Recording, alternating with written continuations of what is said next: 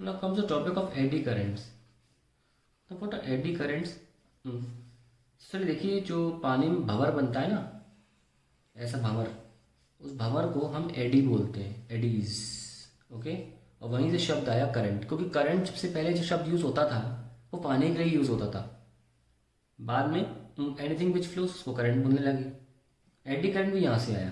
देखिए, जब एक कॉइल होती है, कॉइल, और उस कॉइल को आप मैग्नेटिक फील्ड में मूव करते हैं, तो तार में एक करंट इंड्यूस हो जाता है। हमने देखा ही है कि करंट जो इंड्यूस होगा ईएमएफ बाय आर होगा। मान लीजिए रेजिस्टेंस है और the answer is believe by R. लेकिन अगर इस कॉइल की जगह अगर प्लेट ले ली जाए, एक सॉलिड प्लेट, एक सॉलिड प्लेट ले लिया, उसे मूव कराया जाए मैग्नेटिक फील्ड में, है ना, ऐसे मूव कराया जाए, या मान लीजिए आप खुद ही मैग्नेटिक फील्ड को बदल रहे हो, टाइम वेरिंग मैग्नेटिक फील्ड आप ले रहे हो, तो क्या होता है कि जो इलेक्ट्रॉन्स हैं, हमको पता है चार्ज जो होता है मैग्नेटिक फील्ड में हमेशा सर्कुलर ट्रांजेक्टरी फॉलो करता है, ये हमको पता है। ठीक है। तो जब आप साथ में प्लेट को ले जाते हो तो साथ साथ इलेक्ट्रॉन भी तो मूव कर रहे होते हैं, तो मैग्नेटिक फील्ड में वो इलेक्ट्रॉन्स क्या करते हैं, सर्कुलर पाथ फॉलो करते हैं। उनका बाय नेचुरल पाथ सर्कुलर ही होगा, क्योंकि force on a charge is given by q v cross B, तो force will be perpendicular to velocity. So electrons के पास कोई चारा नहीं बचेगा सिवाय हैविंग अ सर्कुलर मोशन। ये हम पहले एक्सप्लेन कर चुके हैं। Because force is perpendicular to velocity in magnetic field, just think about velocity, it has to be circular path. ठीक है। तो इसलिए इस मटेरियल के अंदर सर्कुलर करंट जनरेट हो जाते हैं। ज़्यादा लंबा सर्कुलर करंट नहीं जनरेट होते, छोटे छोटे हर जगह हो जाते हैं। ज़्यादा लंबा के साथ पाथ बढ़ जाएगा, ज़्यादा लंबा लूप बनेगा तो पाथ बढ़ जाएगा, और इलेक्ट्रॉन्स को वो लंबा पाथ रेजिस्टेंस हो जाएगा उनके लिए। इसलिए ज़्यादा लंबे पाथ नहीं होते, छोटे छोटे करंट जनरेट हो जाते हैं एक ही मटेरियल के अंदर। तो एडी करंट्स एक्चुअली क्या है? एडी करंट्स वही करंट है जो तार में इंड्यूस होता है, लेकिन तार में की जगह जब हम प्लेट लेते हैं ना, बल्क मटेरियल के अंदर इंड्यूस हो जाता है, surface as well as inside. तो let's write what are eddy currents. ध्यान रखना, इसमें और इसमें कोई फर्क नहीं है, पर ये सॉलिड प्लेट है तो इसमें सरफेस के ऊपर ही जो इंड्यूस हो रहा है करंट, कॉन्सेप्ट सेम है। Moving body in magnetic field, metallic body, current will be induced. तो एडी करंट्स क्या है? These are circulating currents set up in bulk pieces of metal moving through a magnetic field,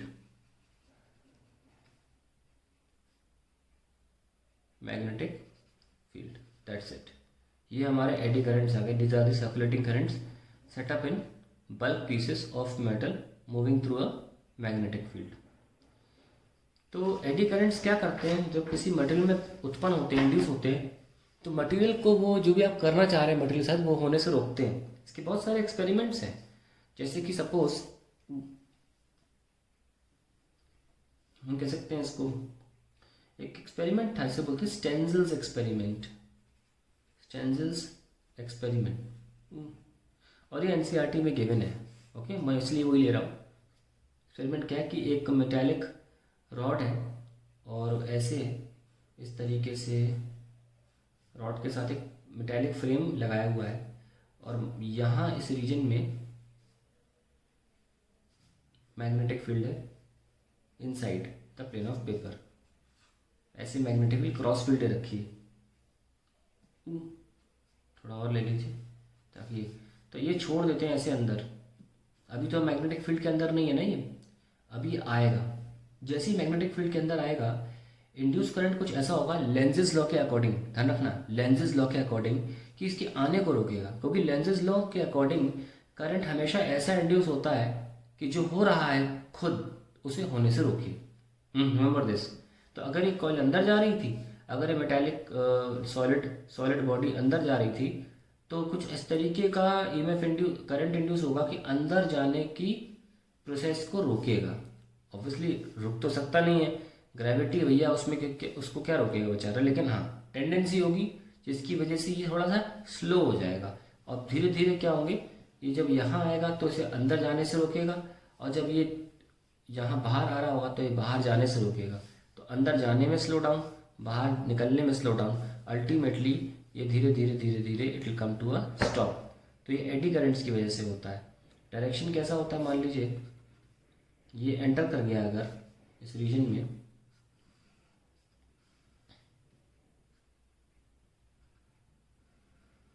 ये लीजिए यहाँ पे enter कर गया, ये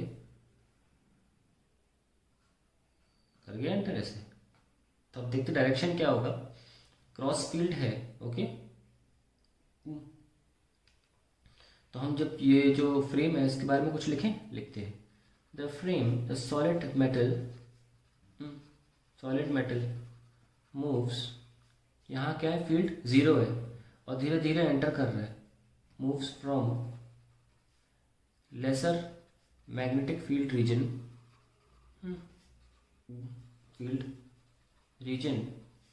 to a higher magnetic field region, ठीक है। तो फ्लक्स, हेंस फ्लक्स थ्रू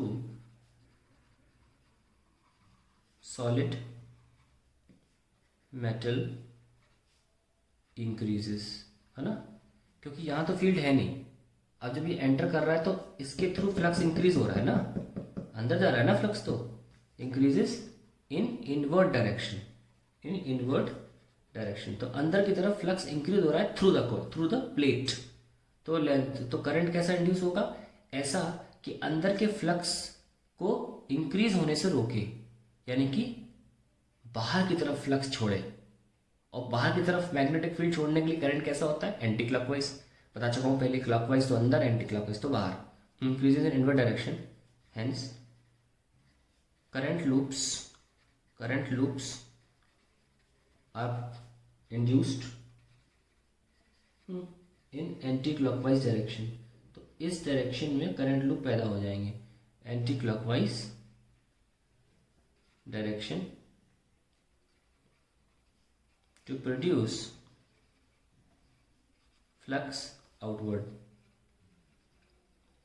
ठीक है। अब आपको हमने आपको left hand right hand rule बताया था ना, थंब वाला, कि अगर मैग्नेटिक फील्ड इंक्रीज हो रही होगी तो हम लेफ्ट हैंड रूल यूज़ करेंगे, और अगर डिक्रीज हो रही होगी तो राइट हैंड रूल यूज़ करेंगे। आप करते हैं, अभी मैग्नेटिक फील्ड कहाँ है, अंदर है, और कौन सी, इंक्रीज हो रही है, तो भाई क्या यूज़ करोगे, लेफ्ट हैंड, इंक्रीज मैग्नेटिक होती है तो लेफ्ट हैंड रूल यूज़ करते हैं। ये लो, बोलो करंट है एंटी क्लॉकवाइज, ये देखो कर्ल ऑफ फिंगर और ये मेरा अंगूठा, तो लेफ्ट हैंड यूज़ किया जब फील्ड इंक्रीज हो रही है, और फील्ड की डायरेक्शन में अंगूठा किया, हमें कर्ल से मिल गया आंसर।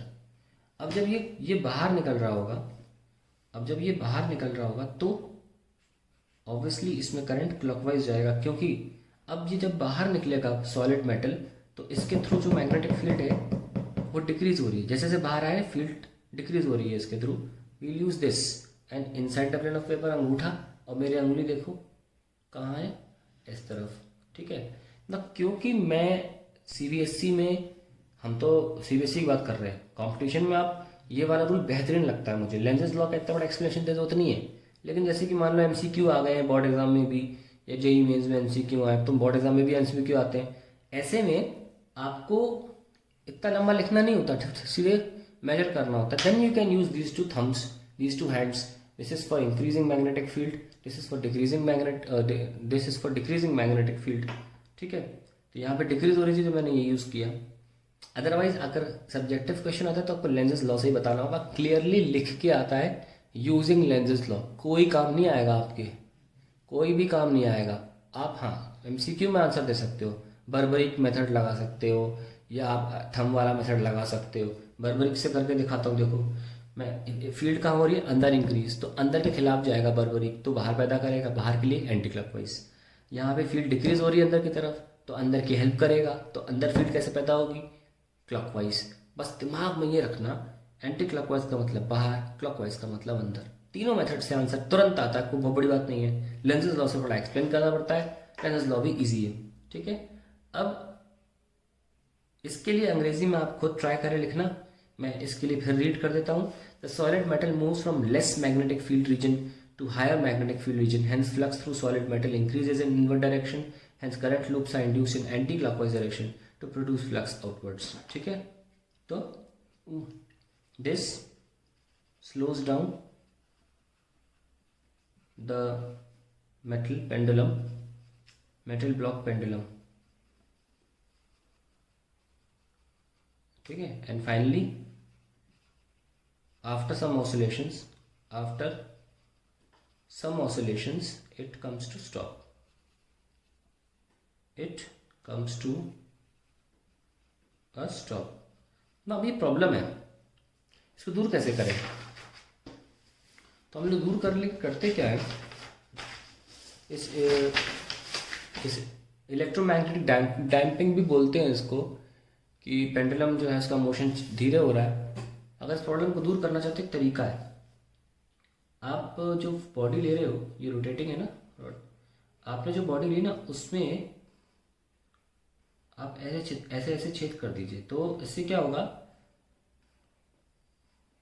इस तरह कर दीजिए, या एक तरीका और है, आप इसी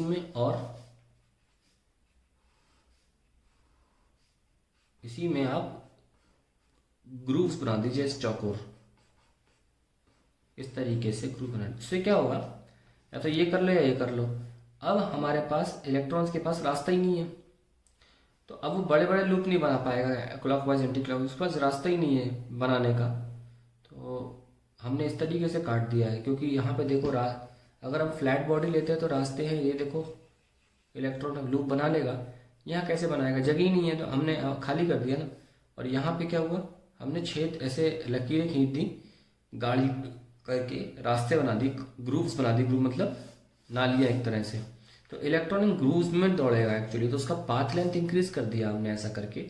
सो what we can do is we can either remove the metal pieces, remove some material from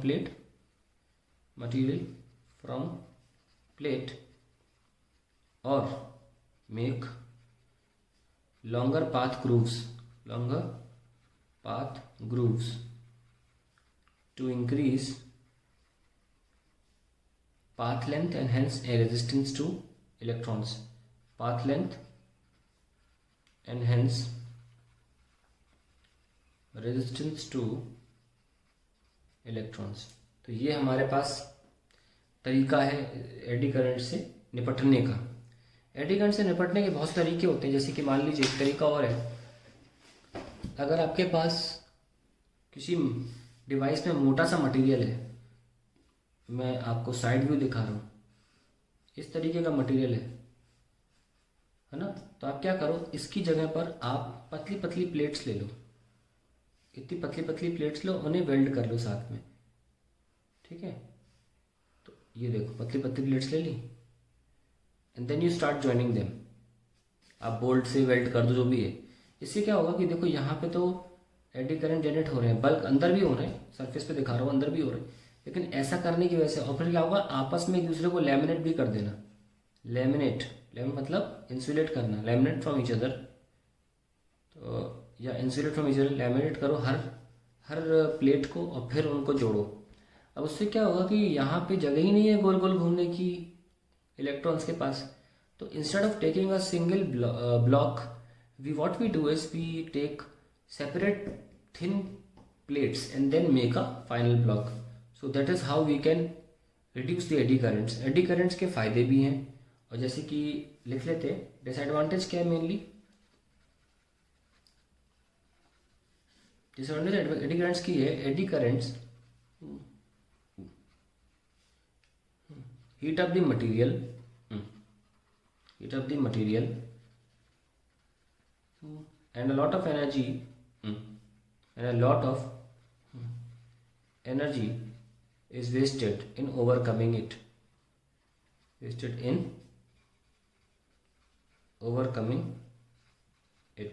eddy currents heat up the material and a lot of energy wasted in overcoming it। तो heating की वजह से loss होता है, hence loss of energy takes place,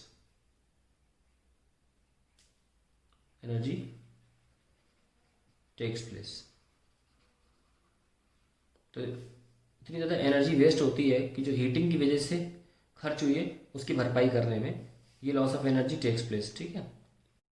We have another very important application of advantage of eddy currents is in advantage in moving coil galvanometer. आपको याद होगा, मैं थोड़ा बना के दिखाता हूँ दोबारा. मूविंग कॉइल गंटर, ये हमारी कॉइल थी. ओके, मैं सॉफ्ट आयरन कोर नहीं दिखाऊंगा, मैं पूरा मीसीजी बनाना नहीं चाहता. बस ये जो हमारी कॉइल है, इस पे तार जो लपेटा गया था वो स्पेसिफिकली ये बोला गया था कि एल्युमिनियम या कॉपर की ही ऊपर लपेटा जाए. इसका कारण जानते हैं क्या था? इसका कारण ये था कि जब ये मैग्नेटिक फील्ड में रोटेट करेगा, और ये हमारे पास खूंटा था जिससे लटका हुआ था, और बीच में हमने इसमें एक मैकेनिज्म दिया था सुई के लिए, इस तरीके का, ताकि कॉइल के साथ रोटेट करे, क्योंकि ये जो सुई थी it was rotating with the coil. Now problem is, जैसे ही हम इसे मैग्नेटिक फील्ड में रखते हैं it has a sudden torque, but हमें सडन सुई का मूवमेंट नहीं चाहिए, हमें थोड़ा सा स्मूथ सुई का मूवमेंट चाहिए. So for smooth movement of needle और damped movement of needle, damped movement of needle, the frame over which copper wire is wounded is taken to be aluminium और copper. मतलब कोई मेटल ही लेते हैं. उससे होता क्या है, as it moves in magnetic field, eddy currents are induced which oppose this motion, and hence the movement of coil is damped. Movement of coil is damped. तो ये एक बहुत अच्छी चीज़ है. हम चाहते हैं डैम्प्ड हो, ताकि जो नीडल है वो आराम से मूव करे, ना कि झटके से.